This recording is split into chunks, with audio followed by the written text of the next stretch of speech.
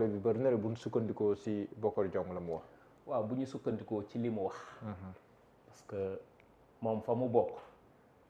wax dëgg yàlla man dama toog ci yàgg sa di poser sama bopp question est-ce que parti APR am na parce que jàpp naa ni ñoom moom il doit raser les murs ñoom ñëpp war a wax ci réew mi ba mu des ñoom ndax biñ fi def mu ngi ni fang 12 ans de gestion fi ñu yóbbu askan wi ci maa tey bu ñu toogee di wax duñ fi jóge dama fàtte di wax ni nee nga léegi des fois dañuy am plateau pour ñax ñu ñëw ci plateau yi tu ne peux pas défendre l'indéfendable c'est des gens yoo xam ni sans argument kooku boo ñëwee toog ci plateau lan ngay wax pôle judiciaire bii ñuy wax ñoom ñoo ko créé woon mettre ñu ko en œuvre seen pôle judiciaire la ndax OFNAC seen OFNAC la woon ñoom ñoo noon créé yi pour ñële la OFNAC pour ñun la ñu ngi fi woo ñi yëpp seeni rapport yu ñu commandité ñoom Macky Sall la te dinañ ci ñëw ci biir kanam ak tout ce qui s'est passé avec l'affaire des rapports de l'IGE. bien sûr waaw c'est ponky la boobu. Pape Malick Ndour bi muy wax man su ko waxuloon sax du ma ci bëgg a wax parce que j'aime pas faire des débats crypto personnels Pape Malick Ndour kañ la fi nekk économiste xanaa bi Macky Sall daanoo la doog a génn ñu xam ni kii économiste la. non économiste la de ministère des non dama ne bi ñu daanoo ba kenn gisatul kenn ci penc mi taxaw di dëggal boppam di jëmmal boppam ci la ñuy doog a xam ne peut-être économiste la. bu fekkee da nga ne économiste nga toog nga taxaw nga dëggal nga sa bopp bu la sa nawle économiste ku mel ni Baboo wooye ci plateau ñi war a toog en face des Sénégalais da nga koy jëmmal taxawal ko dëggal sa bopp il a fui le débat loolu mooy dëgg kooku benn la ci. Ismaïla Madior bi may wax quand je parlais j'étais professeur maintenant c'est le politique qui parle bracelet électronique yi ñoom ñoo ko fi commandé. moo tax lu waaye di gan galal lu baax loo yéene wul sa bopp bu ko yéene doomu aadama ministre de la justice la woon ñoom fi commandé woon bracelet yi kon bu bracelet yi doxee dox ba ni kërtim seeni tànk ba tey ñoom la kenn yéene wu leen ko nag ay kay nga xam ne day wax ci penc mi nga xam ni référence nga woon ci université à travers l'Afrique et le monde booy wax ci droit constitutionnel ñëpp ni goonga kooku ngay taxaw ba ci yàgg muy wax naan ba may wax professeur bi la maintenant c'est le politique qui parle Aly Ngouille Ndiaye bi muy wax moom moo toog fii nii képp koo xam ne militant APR nga man lu ma ci mën a def pour nga jot sa carte dinaa ko def ministre de l'intérieur mooy wax fu militant APR nekk ma fexe man ba nga jot sa carte man loolu moo ma soxal loolu yëpp gis nañ ko fi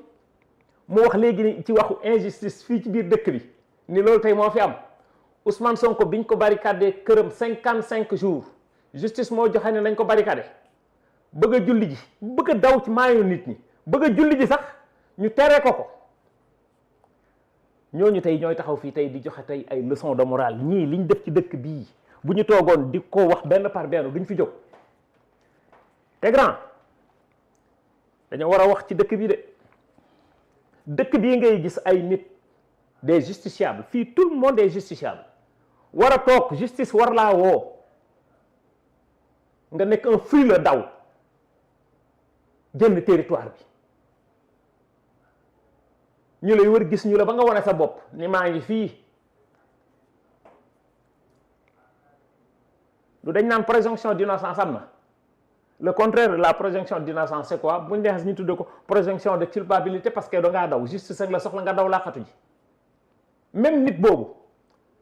te loolu je parle au niveau pour les plateaux de télévision nit ubbil la antenne yow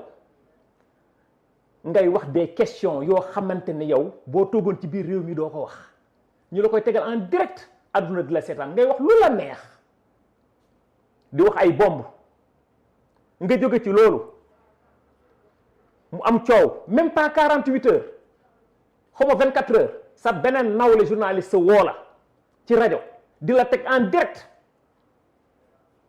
ngay invité ay nit ñuy toog ci plateau di wax sur des questions de sécurité nationale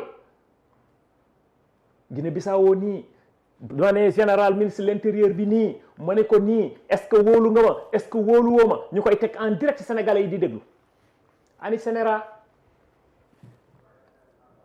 nul n'est au-dessus de la loi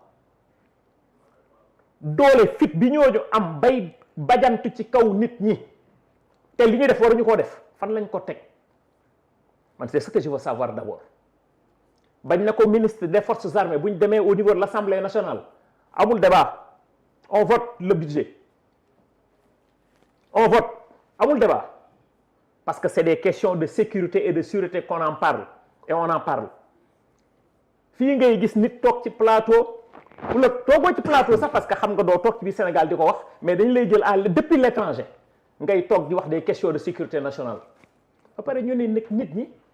waruñoo teg man en fin de compte da nga naan nit ñi lan la ñu bëgg bu ñu waxee ñu ni kaso yi ñu ngi koy feesal ñoom ñoo fi doon wax de kaso yi dañ ko feesal buñ ko naree feesal dañ leen war a takkal ay bracelet libérer leen pour nangam ak nangam waaye léegi man damay laaj léegi mais Samba est-ce que mën na si génne loxo premier ministre moom mii ne woon dem assemblée nationale ne tolérance zéro ba pare ne désormais j'assume waaw moo ko waxoon waaw defal dànk lan lay wax assume xam nga fii kenn mënul wax loo nit lu mu bëggul wax wala lu mu waxul fii la ñuy ubbi seen plateau yi di saaga premier ministre nañu wax ji il faut pas que les gens fuient le débat di raayal affaire bi fii les gens ne sont pas des frileux ragal amul ci dëkk bi mais nañu waxante dëgg les yeux dans les yeux fii kan moo fi ñemoon taxaw au temps de Macky Sall di wax yi ñuy wax nii di ko wax premier ministre wala di ko wax Macky Sall koo ko fi wax dem ci kaso bi kenn xalaatu ko woon doo ñibbi sa kër grand ñun démb fi la ñu fekk xam nga li ma lay wax bu baax a baax avant d'être journaliste vous êtes avant d'être journaliste vous êtes sénégalais vous êtes citoyen sénégalais xam nga bu baax li fi nit ñi di wax nii Ousmane Sonko au temps de Macky Sall koo ko fi waxoon dem dee ci kaso bi kenn xalaatu ko woon dem ci rajo yi di wax des questions di maanaam li ñuy wax li ñu naan dafa am lu ñuy wax ci nit ñi lu fa am lu ñuy wax nit ki ak li ñuy wax nit ñi am lu ñuy wax penc mi ak lu ñu war te wax ci penc mi sur des questions de sécurité nationale ou bien faire des déballages di wax lu la neex naan bomb laay wax fu ma neex laa koy waxe ay médium ubbil la seeni bunt nga ko fay waxe Sénégal yi di déggu njombe yooyu ba pare ñu ne nag force ne doit pas rester à la loi te ñoom ñoo dox di fëgg seeni dënd ki muy wax noonu toog na fii ci meeting taxaw ni Ousmane Sonko buñ ko woowee telle heure bu ñëwul 30 minutes dañ koy jëli ñoom ñoo koy jëli mbétey milice non c'est vrai quoi lépp fi la ñu fekk fii on n'invente rien du tout ils ont pillé ce pays économiquement crime de sang yi waxatuñ ko ba pare ñu ne dëkk bi kenn du ko wax ñoom il doit raser les murs économiquement ils n'ont pas droit à la parole pour le jubanti ci côté justice ils n'ont pas droit à la parole parce que ñoom ils ont montré leurs limites j'ai toujours eu le courage de le dire pendant 12 ans on les a donné ce pays xam nga fii ñu ngi wote budget par budget de passage je félicite le ministère de l'énergie du pétrole et des mines tey lañ jàll budget bi tey lañ ko voté waa kër Birame Souleye Diop voilà donc on a voté le budget amul benn problème mais yaa ngi naan woon ay limites mais tam est-ce que yéen tamit yéen ñiy jiite réew mi nekkoon di wone seen limite bu nekkee ne ku mel ni Badara Gadiaga par exemple donte ne bàyyi nañ ko mais nee nañ ko à partir de 21h jëm 7h du matin quelque chose comme ça doo mën a jën sa kër ñu bëri jàpp nañ ne seen jàngat dañoo ragal Badara Gadiaga si débat public man li mel ni c'est une manière de référence mos nga bokk moom plateau suma juumul 3 fois voilà kon kay man daw ma débat public man est-ce que gars yi dañoo ragal non rek xam nga débat public est-ce que dañ see ragal Badara Gadiaga pas xam nga loolu wax bu yàqu rek la ndax bu fekkoon ne dañuy daw débat public man du ma def ak moom 3 fois plateau te Badara xam na ma xam naa ko yéen nekkoon doon réew mi merci beaucoup kon xamante nañ bu baax a baax ñun amuñu lu ñuy daw ci débat public xam nga la mu am solo nit ki da ngay am cohérence soo amee cohérence da ngay am jëm mu nekk un homme endurant gis nga cohérence bu nekkee ci yow endurance nekk ci yow nga nekk un homme patient sa compétence nga exercer ko pertinence bi ak cohérence bi ça rime moo tax ñun amuñu problème pour def ak kenn débat kooku il faut mu clair kooku mooy benn ñu jàpp ni ñetti pouvoir yi ci nguur gi dafa am l'exécutif le législatif et les judiciaires ma ne la bu fekkoon ne Ousmane Sonko day def injonction ci justice ku jël kàddu lu mu toll ci lu nda toll ni trafatal ay ni offensé ko dañ lay jël la ràpp ci kaso bi te au contraire nag ay militants Pastef la ñuy jël di dugal ci kaso bi ñu koy gis te mënuñu leen a génne dëgg loolu dëgg des militants de Pastef nee naa la sànq avant d'être journaliste su may wax des fois da nga ciy teg sa bët. parce que waxal ak bokk waaw kay waaw. kon baax na kon bokk kon yeesewul rek man ak yeesewul. non kon baax na. il faut convaincre Bokar. waaw baax na baax na heureusement que je parle avec les Sénégalais. kon dama la bëgg a firndeel li tax ma naan la rek. gis nga ko parce que tukki woo woon demoon fenn fii ci dëkk bi nga nekk. loolu tax ma ne la ñi ñuy tëj c'est des militants de Pastef ñuy jël di ni ràpp ci kaso bi. te ñoom ñoo nekk mouvance présidentielle premier ministre Ousmane Sonko président bi di Bassirou Diomaye Diakhar Faye son excellence ba pare am ñu bokk ci langue opposition bi toog ci ay plateau di saaga premier ministre Ousmane Sonko te dara du leen ci fekk ci loolu laa leen amet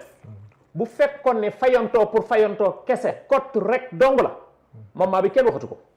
heureusement que ñii loolu nekkul ci seen main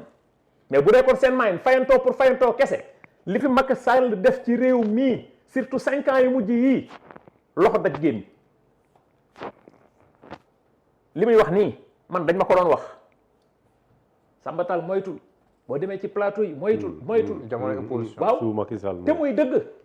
wallahi azim suu Macky Sall te muy dëgg man am na loo xam ne du ma ko faral sax di wax